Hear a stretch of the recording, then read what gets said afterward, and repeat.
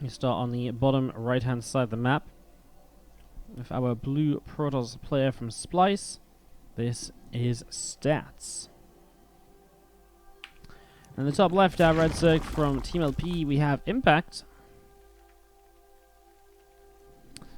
As we get this set up and rolling, he's going to be sending his first drone straight across the map. So it looks as though he wants to try and get a bit of a proxy hatch up now. We saw Sue during Home Story Cup really showing us the power of a drone scouter a lot of the time, and the ability on being able to actually, scouting on top of just proxying a patch. This drone is going to be seen by this probe going around the right side, so that's nice for Stats. Should be able to come and block the hatchery from coming up, but looks like he's just not going to. Oh, well, Impact's going to keep his drone over here for now anyways.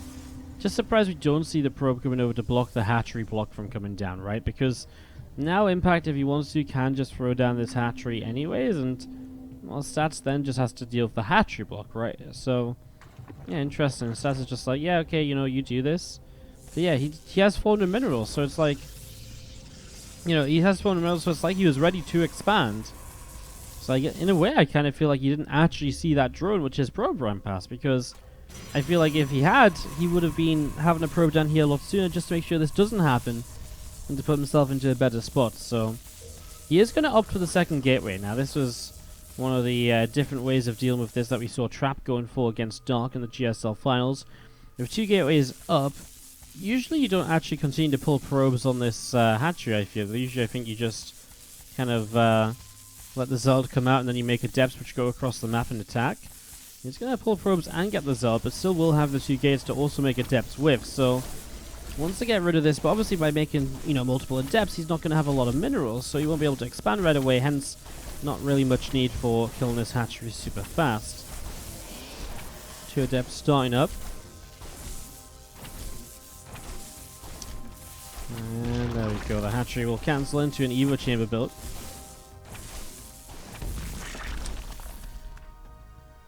Obviously the adepts coming out are going to be really nice to go across the map though, because the one thing this is going to cause from Impact is a very late link speed, because he went triple hatch before gas and pool, right? So with adepts going across the map, they have a lot of potential to deal damage. Pylon block as well from Stats Tick, stopping the normal third base from being taken, so now you can force the third hatch on the low ground. And actually that's quite a distance between the bases, so these adepts over time have even more potential to deal damages. And the 2 of them coming up here right now will join up together, and we'll see if they want to shade into the main or if they're going to be very cautious and kind of pulling back here a little bit. These first 2 adepts, I mean, they find these drones already getting 1 kill. And Lings showing up, the adepts will start to shade. Yeah, very good deal way of dealing with these Lings, obviously choking yourself up, and looks like the adepts will shade out there, but this was great damage. 7 Lings and a drone kill so far. Stats with some very good early game control here. Starting to get a lot done as adepts now actually shading back. They will shade away into the center of the map. There's 1 drone from Impact still around and scouting, so he gets a full scout on what's going on. He sees the Twilight, he sees the Robo. So Impact knows exactly how Stats is opening at the moment. So again, the power of that drone scout will finally go down. Lair on the way up from Impact obviously is able to make this decision while being fully informed.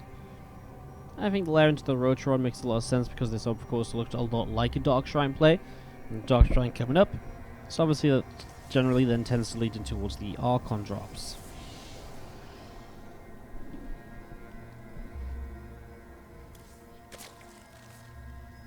More drones popping out.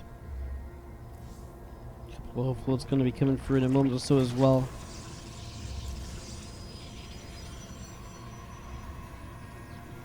There's that War Prism about to complete here, so War Prism finishing up, another gateway dropping down. Observer on the way out, and Stats will start to head to the top left hand side here. Try to get something done, it would seem.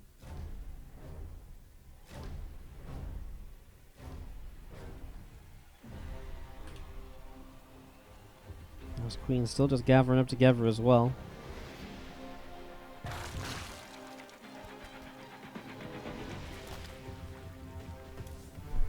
Speed still ticking along here, a couple of DTs warping in across the map. It's just the two to begin with, actually. They're going to start moving forwards. I mean, Spores already. Lair is done. There shouldn't be too much problem here. Overseer is already actually up in the base, and Prism, I guess, just coming along to protect those DTs, lifting them up when they get into trouble. But they are going to find some kills. I mean, 4 kills already. Spore Crawler was here, but there's just no units to protect, and 4 drones is all it's going to be. But Impact is also supply blocked, so Stats having a good few moments as an Overseer scouts the main base out, sees Immortal production. All 4 gas is currently taken. A couple of Archons have been added into play as well. Stats positioning to take that 3rd Nexus now.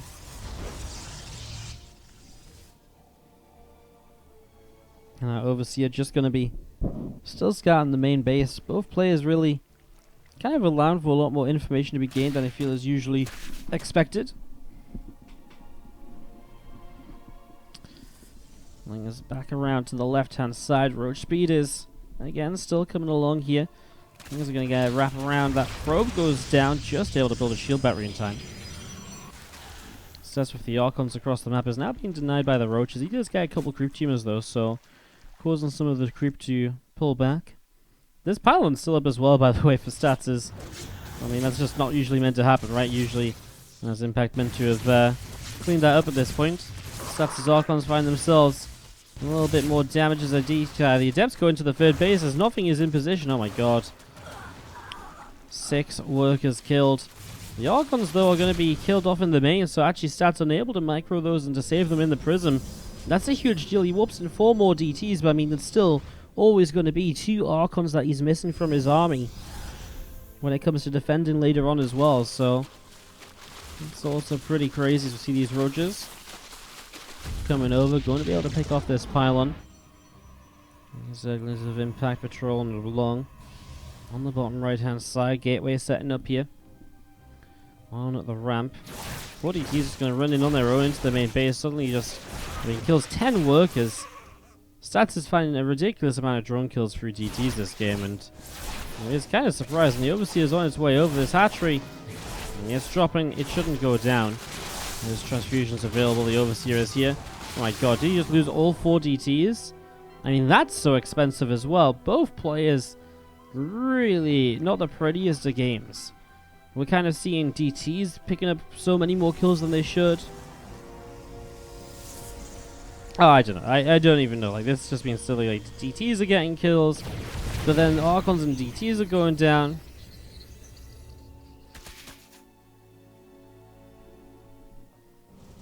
Yeah. Don't even know what to make of this at the moment. Stats has been building up a lot of Immortals, of course. Where are those Immortals? They are on the map, yeah. He's got, I was gonna say, like, he's got like 4 of them, and I just don't see them anywhere. He has got an army out on the map.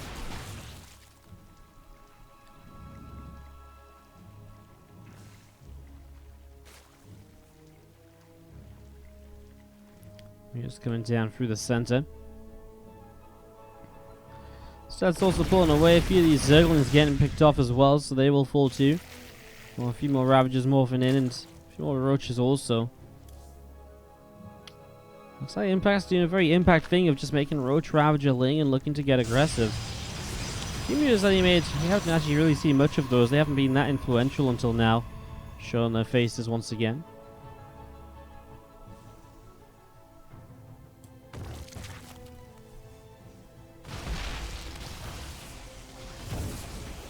Pro was picked off again. Stalker's going forwards, and we will see those meters turned away.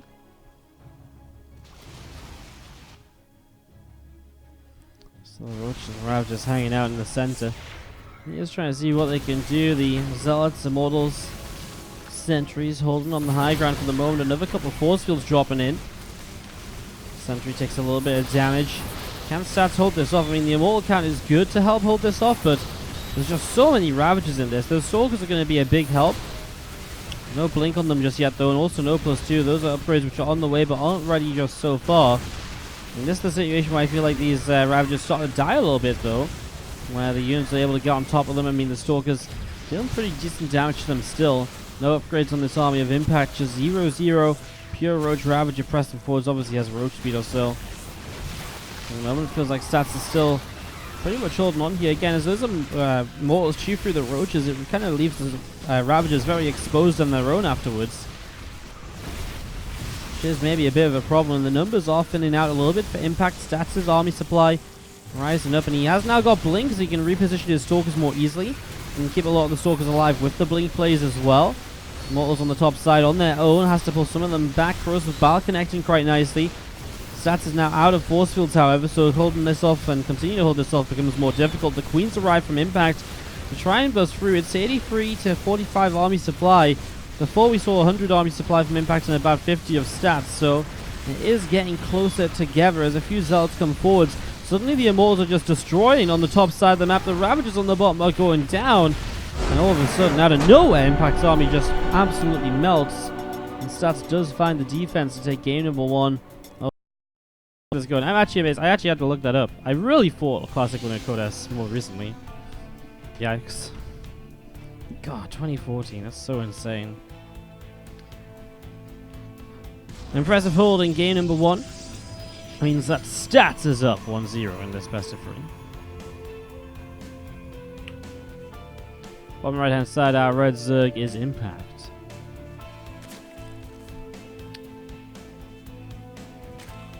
Man, Classic has so many second places. Obviously a second place last season as well. Second place at IEM Katowice. He has so many like top 4s. It's so good. And you got yeah, you got a couple of different won a couple of super tournaments too. It's pretty cool. What a legend. I love Classic. Anyways, this game going on once again.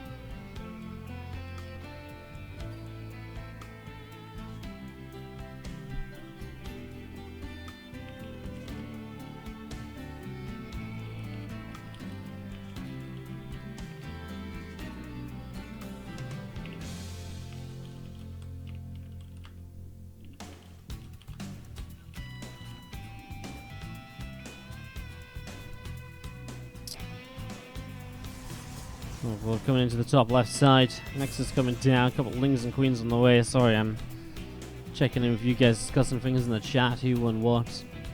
Yeah, Live won like IPL 4. Like, it was such a sick run. He was on Fnatic back then, Alive. And it was a really sick run all the way through to the championship. Alive has just never really been the same since, apart from that time he suddenly showed up at IEM and got top 4. That's pretty insane. God, that live run in IEM was insane though. Like, he like took down like Marine King Nesty, and in the finals it was Squirtle, and Squirtle was like really good then as well. It was around the time Squirtle was GSL finalist, you know. So I've had a real good run back then. Phoenix on the way up from this Stargate, which gets going, and Overlord from Impact just backing away down the left. Try and keep this one alive as this one goes into scouts, so we'll commit one of them forwards here at least.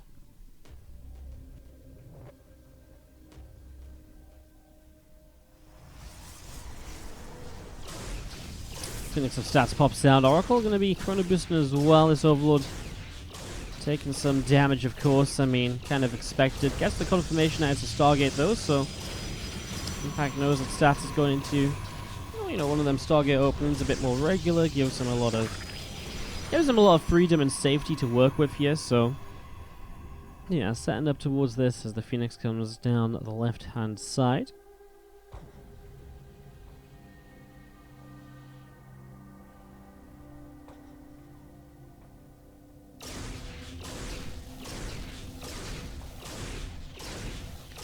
Phoenix jumps onto that Overlord, so damage being dealt. Oracle all the way down to the bottom. The Zergling here from Impact patrolling around.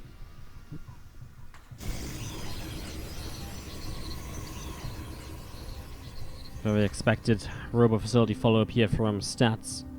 Now on the way down. Free drones picked off, not bad from the Oracle actually, so that's a nice little something as it gets in there. Grabs a few worker kills. Rotor on the lair at the same time here from Impact, no surprises there. Not really much of a shocker at all.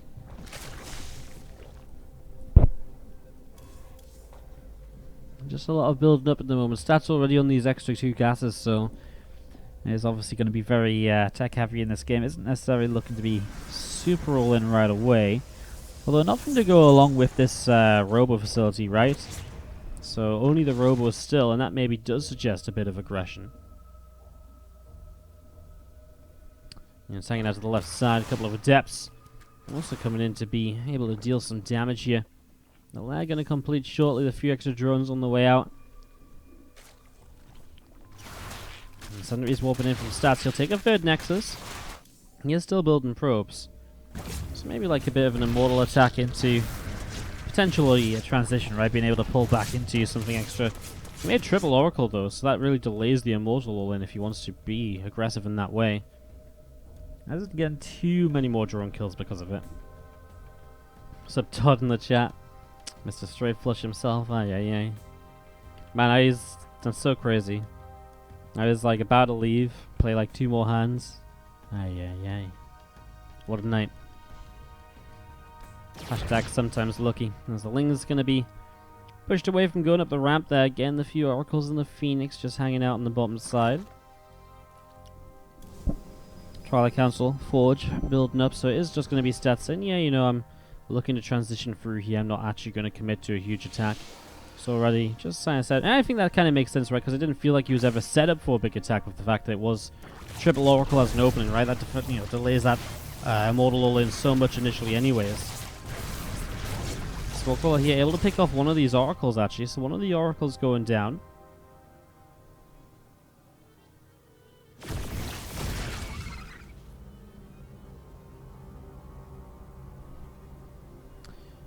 So though, 6 more drones. Stats has really been making an impact on that worker count this game. 14 workers killed for the cost of only 1 Oracle and the 2 Adepts.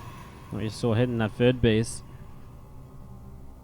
Stats moving forwards, but +1 charge on the way. He's definitely not looking to be, you know, overly committed here. Just a hallucination or 2.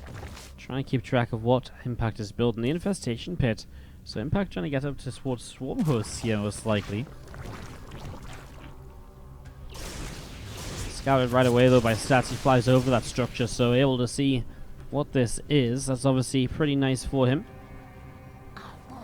Lost the vision, but there you go. He has indeed seen that infestation pit, so kind of knows a little bit about what he's going to be going up against here, and that should give stats some chance to prepare. Yeah, actually started a blink upgrade because of it, so can blink up and running. I feel like stats, I mean, against Swarm Hosts, you can kind of hit those powerful timings where the pros can just kind of overrun before the Swarm Host number gets up, and I really feel like that's very similar to what we should see here, because stats did deal that much damage early game. He did slow down that drone count. He puts Impact into a tough position when it comes to getting enough units up and running. Ooh, nice couple of force fields here, as we're going to see those roaches getting caught. They will go down. So roach is going to get picked off. A few more stalkers warping in. We're just going to see the and a few roaches hanging on the top. Plus 2 and blink on the way in.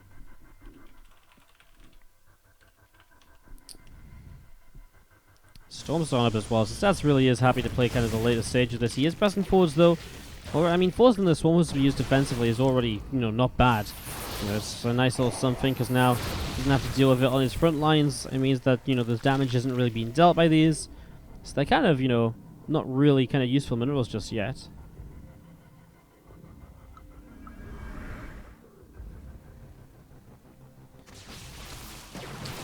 Coming back. Look, it's going to be popping right there, and again the Oracles.